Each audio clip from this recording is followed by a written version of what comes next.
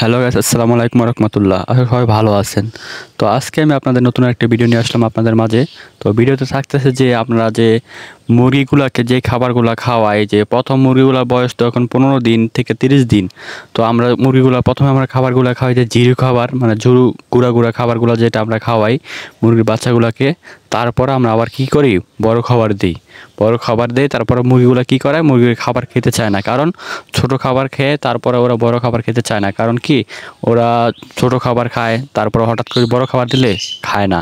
তো এটা করণীয় কি, এবং কি এটা যদিও খায় 2-3 দিন পরে, অনেক মুরগি আছে যে মুরগি আস্তে আস্তে খাবার খায়, খাইলে দেখবেন আপনাদের মুরগিগুলো অসুস্থ হয়ে পড়ে। কারণ কি, খাবারগুলো কম খায়। কারণ কি জানেন, এটা হচ্ছে আপনাদের যে ওষুধটা ব্যবহার করতে হয়, সেই ওষুধটা আপনারা ব্যবহার করেন না। কারণ যে ওষুধটা ব্যবহার করতে হয়, ওষুধটা ব্যবহার করলে কি আপনাদের মুরগিগুলো সুস্থ থাকে। যেমন মুরগিগুলো আমরা যে খাবারগুলো দেই, তো বড় খাবারগুলো খেলে কি মুরগিগুলোর পেটে গ্যাস হয়ে যায়। প্রথম তো জিরো খাবার খাইতো, গুঁড়া খাবার খাইতো। যখন বড় খাবার দেই তখন আমরা মুরগিগুলা যে পেটে গ্যাস হয়ে যায়, দেখবেন মুরগিগুলা পাতলা পায়খানা করে, এবং দেখবেন জিম ধরে বসে থাকে, খাবার কম খায়, একেবারে কম খায়, খাবার খেতে চায় না। কারণ ওটা হঠাৎ করে বড় খাবার দিলে খাইবেই না, স্বাভাবিক। আপনারা যে আমি যে নিয়মে যে মুরগিগুলো পালন করি আপনাদেরকে সেই নিয়মে বলবো আজকে। তো আমি মুরগিগুলোকে প্রথম জিরো খাবার খাওয়াই, জিরো খাবারের পরে যখন বড় খাবার খাওয়ার সময় হয় তখন দুইটা খাবার একসাথে মিলাই দিই, ঠিক আছে। এই 2 থেকে 3 দিন দিই, এভাবে দুইটা খাবার একসাথে মিলাই দিই, তারপর আস্তে আস্তে খেয়ে অভ্যাস হয়ে যায়। তারপরে কি, একটা মেডিসিন ব্যবহার করতে হয় আপনাদের। মেডিসিনটার নামটা আজকে আপনাদের সাথে শেয়ার করব। তো মেডিসিনটা জানতে হলে আপনারা সম্পূর্ণ ভিডিওটা দেখেন এবং বুঝেন যে আমি যতটুকু পারি আমার মুরগিকে যেভাবে আমি সুস্থ রাখি সে প্রতিটা আপনাদেরকে শেয়ার করব। অনেক ইউটিউবার আছে যারা নাকি মানে সত্যি কথাটাই বলে না, ঠিক আছে।